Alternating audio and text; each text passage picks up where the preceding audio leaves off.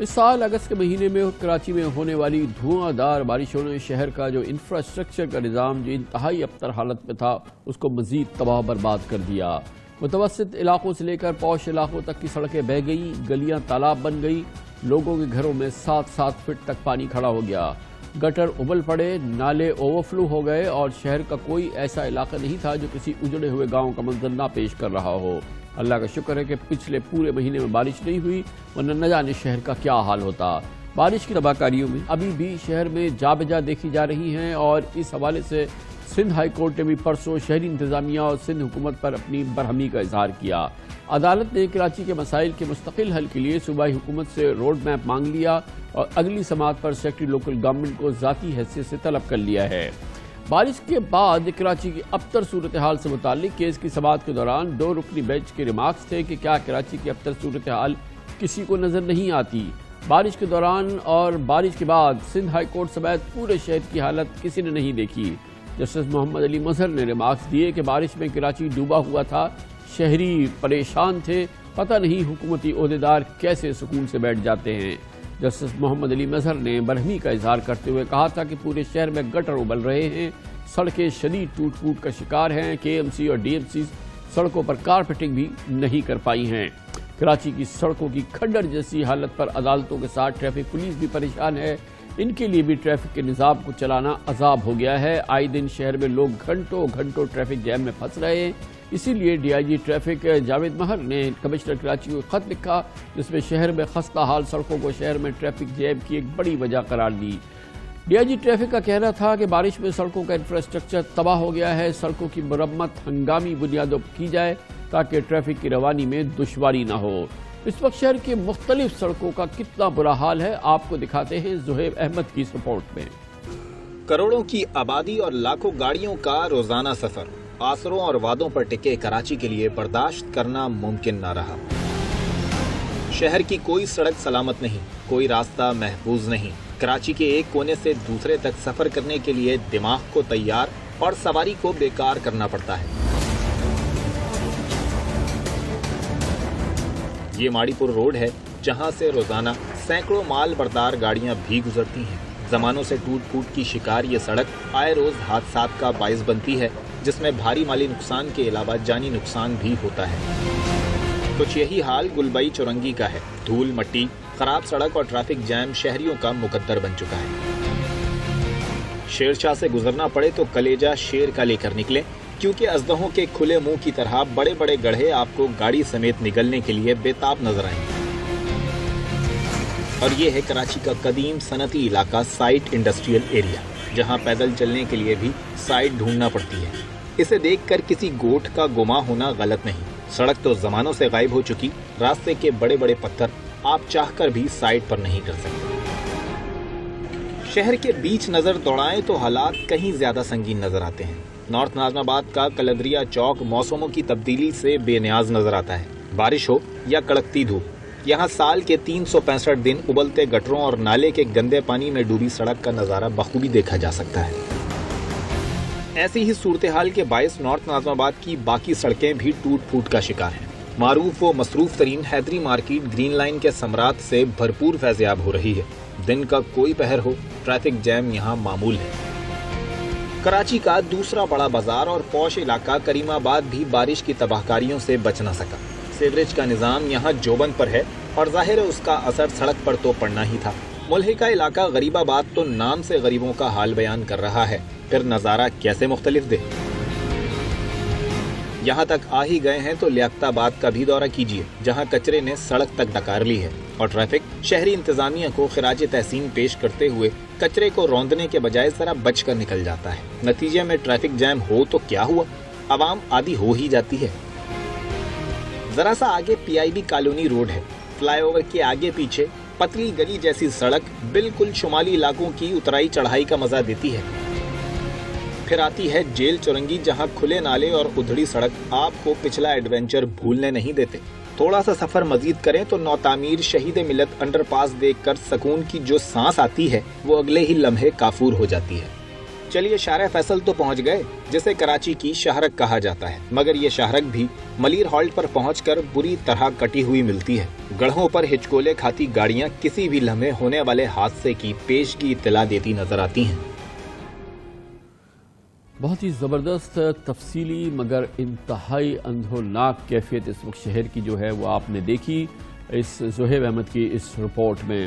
عوام رو رہے ہیں لیکن سندھ حکومت وہ کیا ہو جو اپنی ذمہ داری کا احساس کر لے، اپنے اداروں کی سن لے یا عوام کی آواز پر کان دھر لے۔ گاڑی چل نہیں پا رہی بھائی، کیا کریں، بڑے مصیبت میں ہم پھنس گئے، ہر جگہ گڈھے چھڈے، گاڑیوں کو لے آنا جانا۔ پیشنٹ ہے کوئی کہ جھولتی ہوئی گاڑی جا رہی ہے، اگر کوئی رکشا ہو تو میرے خیال سے وہ تو یہیں مر جائے گا۔ میں کچھ لوگوں کو جانتا ہوں، ان کی ریڑھ کی ہڈی کے مسائل پیدا ہوئے، ایکسیڈنٹ ہوئے۔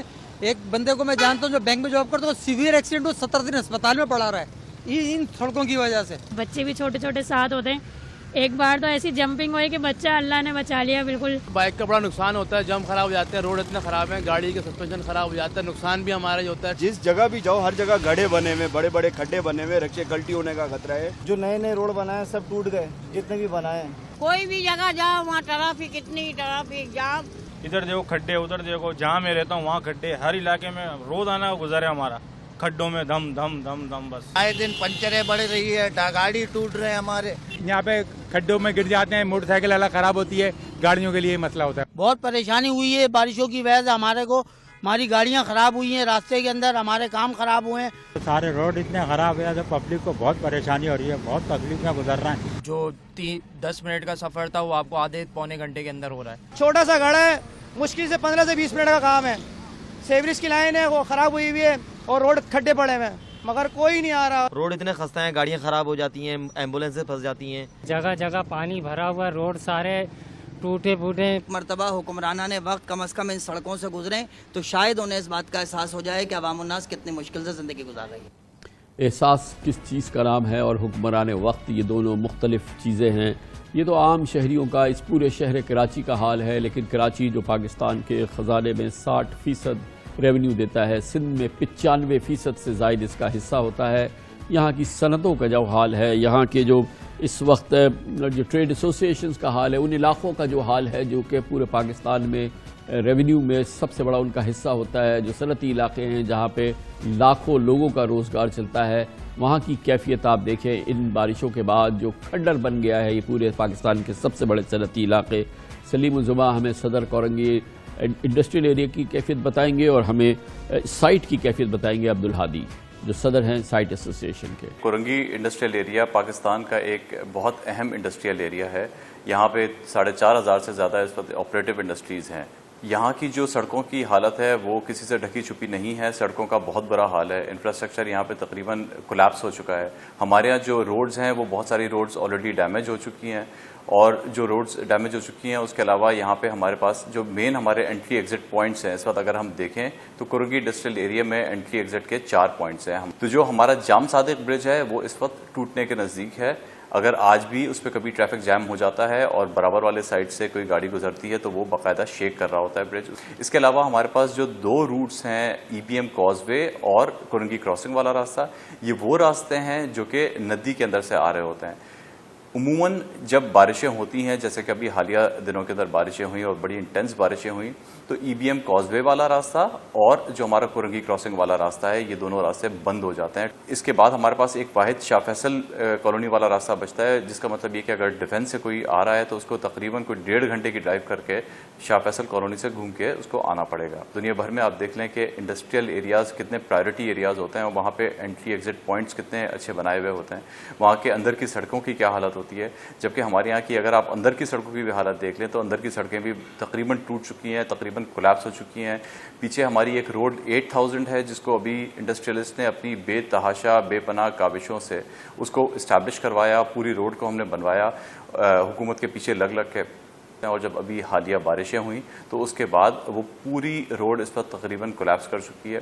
तो ये हमारे इंडस्ट्रियल एरिया की वो मेन रोड्स हैं। अभी अंदर की गलियों की तो मैंने बात ही नहीं की। जब इन टूटी फूटी सड़कों पे से चल के हमारी लेबर पहुंचती है तो आप अंदाज़ा लगा सकते हैं कि इन सड़कों पे आने के बाद लेबर की एफिशिएंसी क्या होती होगी। इन हालात के अंदर हम यहाँ से जो हमारी एक्सपोर्ट ओरिएंटेड इंडस्ट्रीज़ हैं वो अपने फॉरेन बायर्स को लेके नहीं आ सकती। वो फॉरेन बायर्स को आखिर लेके कैसे आएँ? यहाँ की जो कंडीशंस हैं वो बाकायदा लाते हुए शर्म आती है कि हम अपने विजिटर्स को, हम अपने बायर्स को यहाँ पे लेके आएँ। साइट इंडस्ट्रियल एरिया की ये पोजीशन है कि यहाँ पे हमारी गाड़ियाँ चल नहीं सकती। इनफैक्ट अब ये रोड्स जीपेबल भी नहीं रहे।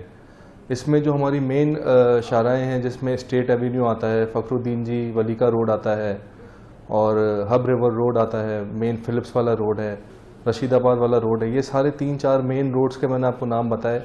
ये मेन रोड्स की इस वक्त इतनी खस्ता हालत है कि यहाँ पे डेली बेसिस पे हमारे लोडेड व्हीकल्स उलट जाते हैं और उस पर माल जितना लोड हुआ होता है वो गिर जाता है। इनफैक्ट अब तो ये पोजीशन है कि जो ट्रांसपोर्टर्स हैं वो हमारे एक्सपोर्ट के कंटेनर्स लेने से उन्होंने इनकार कर दिया है कि हम साइट एरिया में एक्सपोर्ट के कंटेनर्स लोड नहीं करेंगे क्योंकि उनके व्हीकल्स का बहुत ज़्यादा लॉस हो जाता है और वो वहाँ पे मूव नहीं कर पाते। और इस वक्त हमारी ये पोजीशन है कि हम अपनी फैक्ट्रीज़ पे नहीं जा पाते। अक्सर हमें कहीं हेड ऑफिस पे बैठ के काम को मेंटेन करना पड़ता है और अगर जा भी सकते हैं तो वो उसके लिए 4 व्हीलर चाहिए मिनिमम और कुछ जगहों पे तो वो भी नहीं हो सकता। अब ये हाल मैंने आपको बताया मेन रोड्स का। अब इससे आप अंदाज़ा लगा लेंगे जो अंदरूनी रोड्स हैं और जो छोटी गलियां हैं वहाँ पे साइट का क्या हाल होगा। और इस वक्त हंगामी सूरत हाल है और आप जब साइट आएंगे तो आपको लगेगा ऐसे कि यहाँ पे किसी ने बमबारी की हुई है और वो मोइंजो-दाड़ो से भी बुरा हाल आपको साइट इंडस्ट्रियल एरिया का नज़र आएगा, जो कि बहुत ही अनफॉर्चुनेट है। और इस एरिया में हम डायरेक्ट 5 लाख लोगों को कमोबेश एम्प्लॉयमेंट प्रोवाइड करते हैं और पाकिस्तान के इकनॉमी में 35% रेवेन्यू यहाँ से जनरेट होता है और नेशनल एक्सचेकर में हम 35% कंट्रीब्यूट करते हैं। उसके बावजूद इस एरिया का ये हाल है और मुझे एक बात ये नहीं समझ आती कि जब तक ये इंफ्रास्ट्रक्चर बेहतर नहीं होगा, हमारे पास कस्टमर्स नहीं आएंगे तो हम अपने एक्सपोर्ट्स बढ़ाएंगे कैसे और हमारा ट्रेड डेफिसिट कम कैसे होगा। और प्राइम मिनिस्टर साहब का जो विजन है कि पाकिस्तान के एक्सपोर्ट्स को डबल करना है और ट्रेड डेफिसिट को ख़त्म करना है, वो इस हालात में तो नामुमकिन है। तो कराची की जो सूरत हाल है मजमूई तौर पे, कराची की जो सनतों के सनती इलाकों का जो हाल है, जो इंफ्रास्ट्रक्चर का हाल है, जो खंडर बन चुकी हैं तमाम रोडें, चलना फिरना, गाड़ी चलाना, पहुंचना, सामान लाना, सामान ले जाना, मजदूर लाना, मजदूर ले जाना, स्टाफ का आना, स्टाफ का जाना, ये तमाम चीज़ें नामुमकिन हो गई हैं। और ये पूरी सूरत हाल अपनी आंखों देखा हाल आपने देख लिया है। एक डरावना ख्वाब है जो कराची एक मंजर पेश कर रहा है, परवाह किसी को नहीं है, नाम को भी परवाह नहीं है।